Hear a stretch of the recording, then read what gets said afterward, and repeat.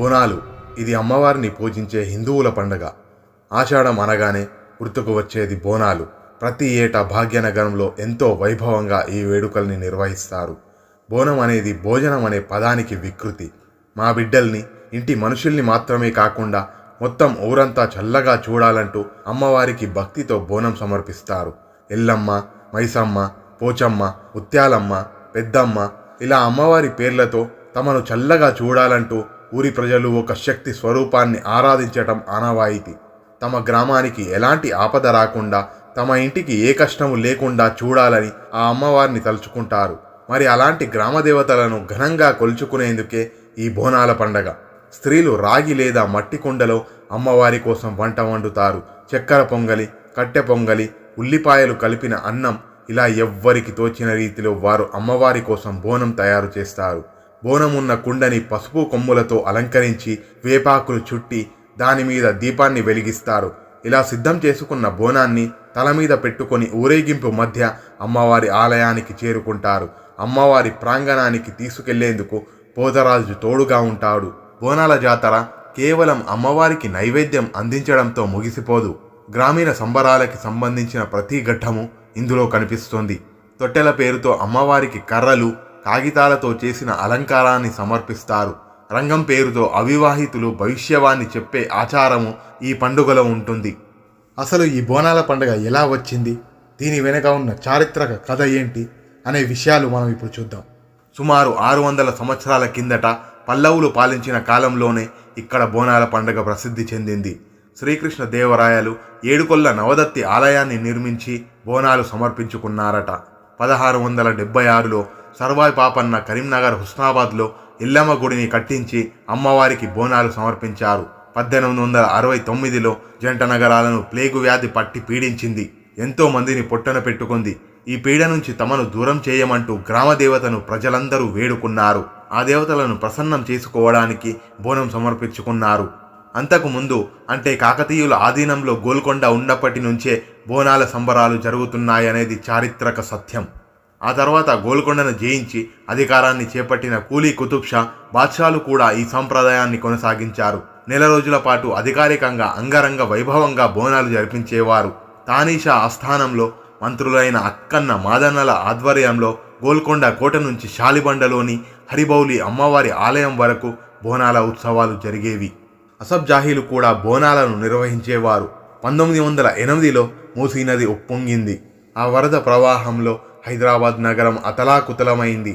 వేలాది మంది ప్రాణాలు కోల్పోయారు. అప్పుడు ప్రధాని మహారాజా కిషన్ ప్రసాద్ సూచన మేరకు నిజాం ప్రభువు మీర్ మెహబూబ్ అలీ ఖాన్ లాల్ దర్వాజా అమ్మవారి ఆలయంలో పూజలు చేసి చార్మినార్ దగ్గరకు చేరిన మూసీ నది నీటిలో సాంప్రదాయ ప్రకారం పసుపు, కుంకుమ, గాజులు, పట్టు వస్త్రాలు సమర్పించి బోనాల ఉత్సవాలకు శ్రీకారం చుట్టారు. అప్పటి నుంచే లాల్ దర్వాజా సింహవాహిని ఆలయంలో ఆషాఢ మాసపు చివరి ఆదివారంలో బోనాల ఉత్సవాలు అంగరంగ వైభవంగా జరుపుతారు. ఆషాఢ మాసంలో ప్రతి ఆదివారం తెలంగాణకు చెందిన వారి ప్రతి ఇంట బోనం లేస్తుంది. అమ్మవారికి భోజనం పెట్టడానికి ఇంటిల్లిపాది ఆలయాలకు చేరుతారు.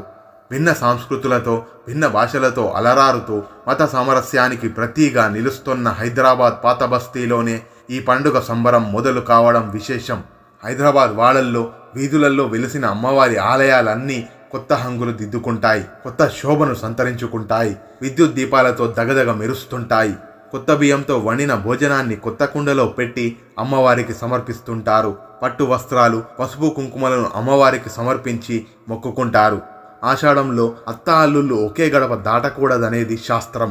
కానీ తెలంగాణకు సంబంధించినంత వరకు మాత్రం కొత్త అల్లుళ్ళు ఇదే సంబరాలకు తెచ్చే మాసం. అమ్మకు బోనాలు ఇవ్వడానికి కొత్త అల్లుళ్ళు ప్రత్యేకంగా అత్తవారింటికి వస్తారు. తొట్టెల తీసుకెళ్తారు. అసలు ఈ సంబరాలను చూడడానికి 2 కళ్ళు చాలవు. తెలంగాణలో గ్రామదేవతలను పూజించే సాంప్రదాయం ఆనవాయితీగా వస్తుంది. గ్రామ పొలిమేరల్లో, చెరువు కట్టల దగ్గర అమ్మవారిని ప్రతిష్ఠించి పోలేరమ్మగా, కట్ట మైసమ్మగా, గట్టు మైసమ్మగా పూజించే సాంప్రదాయానికి శతాబ్దాల చరిత్ర ఉంది. ఒకప్పుడు పల్లెగా ఉన్న హైదరాబాద్ పట్టణంగా మారింది. ఆ తర్వాత నగరంగా రూపుదిద్దుకుంది. ఇప్పుడు కాస్మోపాలిటన్ సిటీగా తయారైంది. అయినా ఇక్కడి ప్రజలకు గ్రామదేవతలపై నమ్మకం తగ్గలేదు. ఆషాఢమాసం అంటేనే బోనాల పండగ. బోనాల పండుగ అంటేనే హైదరాబాద్, సికింద్రాబాద్ అని అంగరంగ వైభవంగా ఈ బోనాల పండుగను నిర్వహిస్తారు. ఆషాఢమాసంలో అమ్మవారు తన పుట్టింటికి వెళ్తుందనే నమ్మకం. అందుకే భక్తులు ఈ పండగ సమయంలో దేవిని దర్శించుకొని తమ సొంత కూతురు తమ ఇంటికి వచ్చిందనే భావంతో భక్తి శ్రద్ధలతో ప్రేమానురాగాలతో బోనాన్ని అమ్మవారికి సమర్పిస్తారు. ఈ తంతును ఊరడి అంటారు. దీన్ని వేర్వేరు ప్రాంతాలలో పెద్ద పండగ అని, ఊర పండగ అనే పేర్లతో పిలుస్తుంటారు. ఊరడే తర్వాతి కాలంలో బోనాలుగా మారింది. పూర్వకాలంలో ఈ పండుగను ఆలయ ప్రాంగణంలో ఒక దున్నపోతును బలి ఇచ్చేవారు. నేడు దున్నపోతులకు బదులుగా కోడి పుంజులను, మేకలను బలి ఇవ్వడం ఆనవాయితీగా మారింది. అమ్మవారి సోదరుడైన పోతరాజును ప్రతిబింబించే ఒక మనిషి చేత ఈ పండుగ సమూహాన్ని నడిపించడం ఇంకొక ఆనవాయితీ. పురద్రూపిగా బలశాలిగా ఉంటాడు. ఒంటిపై పసుపు, నుదుటిపై కుంకుమ, కాలికి గజ్జెలు కట్టి ఎర్రని ధోతిని ధరించి డప్పు వాయిద్యానికి అనుగుణంగా ఆడుతారు. పోతరాజు భక్త సమూహము ముందు ఫలహారం బండి వద్ద నరిగిస్తాడు. అతను పూజా కార్యక్రమాల ఆరంభికుడిగా, భక్త సమూహానికి రక్షకుడిగా భావించబడతాడు. కొరడాతో బాదుకుంటూ వేపాకులను నడుముకు చుట్టుకుని అమ్మవారి పూనకంలో ఉన్న భక్తులందరినీ ఆలయంలోని అమ్మవారి సమక్షానికి తీసుకెళ్తాడు. రంగం పండుగ 2వ రోజు ఉదయం జరుగుతోంది. ఈ రంగం కార్యక్రమాన్నే ఇప్పుడు గావు అని పిలుస్తున్నారు. ఈ గావు కార్యక్రమంలో పోతరాజు వేషం వేసిన వ్యక్తికి పూనకం వస్తుంది. ఆ వికృతమైన కోపాన్ని తగ్గించేందుకు అక్కడున్న భక్తులు కొమ్ములు తిరిగిన మేకపోతును అందిస్తారు. పోతరాజు తన దంతాలతో ఆ మేకపోతును కొరికి తలా మొండెం వేరు చేసి వెనక్కి విసిరేస్తాడు. ఈ కార్యక్రమాన్ని గావు పట్టడం అని అంటారు. ఈ కార్యక్రమం జాతర ఊరేగింపు తర్వాత జరుగుతోంది. అసలు ఈ బోనాల పండుగకు ఉన్న శాస్త్రీయ కారణాలు ఏంటో చూద్దాం. ఈ బోనాల పండుగ ముఖ్యంగా వానాకాలం ఆషాఢమాసంలో మొదలై శ్రావణ మాసం, భాద్రపద మాసంలో ముగుస్తుంది. వానాకాలంలో మలేరియా, డెంగ్యూ వంటి అనేక వ్యాధులు చాలా త్వరగా వ్యాపిస్తాయి. ఈ వ్యాధులు చాలా ప్రమాదకరం. ఈ వ్యాధులు క్రిమి కీటకాలతో పాటు ఇతర జంతువులతో కూడా వచ్చే ప్రమాదం ఉంది. అందువల్ల ఆషాఢ మాసంలో ఈ బోనాల పండుగ జరుపుకుంటారు. అలాగే ఈ ఆషాఢ, శ్రావణ మాసాలలో మహిళలు కాళ్లకు పసుపు పెట్టుకుంటారు. ఎందుకంటే వానాకాలంలో మహిళలకు అరికాళ్ళు చెడుతాయి. అలా కాకుండా మహిళలు పసుపును కాళ్లకు పెట్టుకుంటారు. అసలు బోనాల పండుగకి ఆషాఢ మాసానికి సంబంధం ఏమిటి? బోనాల పండుగ ఆషాఢ మాసంలోనే ఎందుకు జరుపుకుంటారు? బోనాల పండుగకు అలంకారంగా ప్రతి ఇంటి గుమ్మాలకు, ప్రతి వీధికి వేపాకు మండలు కడతారు. కనుక ఆ వేపాకుల్లో ఉండే గుణం ఆ క్రిమి కీటకాలను నాశనం చేస్తుంది.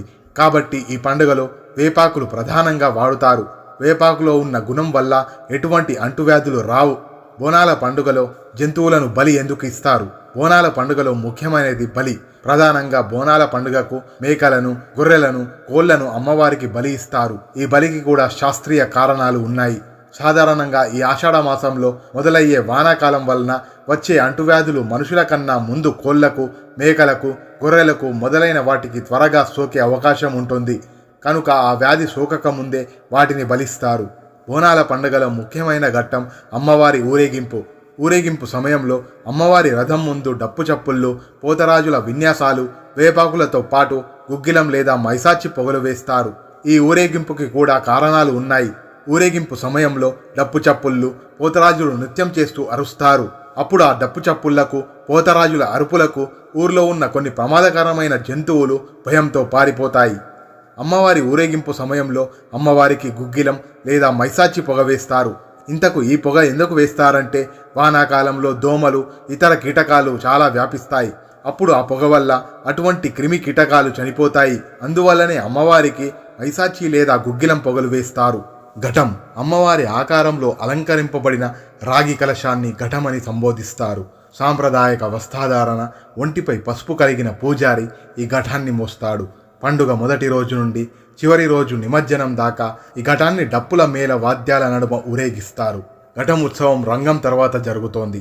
హరిబౌలిలోని అక్కన్న మాదన్న దేవాలయం వారి ఘటముతో ఏనుగు అంబారిపై అశ్వాల మధ్య అక్కన్న మాదన్నల బొమ్మల నడుమ ఊరేగింపు మొదలై సాయంత్రానికి కన్నుల పండుగగా నయాపూల్ వద్ద ఘటముల నిమజ్జనంతో ముగుస్తోంది.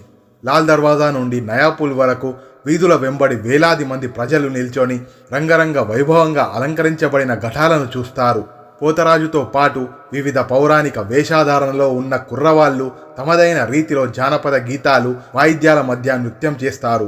పాతబస్తీలో జరిగే ఘటాల ఊరేగింపులో హరిబౌలి, అక్కన్న మాదన్న, లాల్ దర్వాజా, సింహవాహిని, మహంకాళి, ఉప్పుగూడ, మీరాలం మండి, కాసరట్టలలోని మహంకాళి ఆలయాలు, సుల్తాన్ షాహీలోని జగదాంబ ఆలయం, శాలిబండ, అలీజా కొట్ల, సుల్తాన్ షాహీలోని బంగారు మైసమ్మ దేవాలయాలు ఈ బోనాలలో పాల్గొంటాయి. ఇది అమ్మవారి బోనాల పండుగ విశిష్టత. ఆ అమ్మవారు మనందరినీ చల్లగా చూడాలని మనసారా కోరుకుందాం. మరో వీడియోలో మళ్ళీ కలుద్దాం. అంతవరకు సెలవు.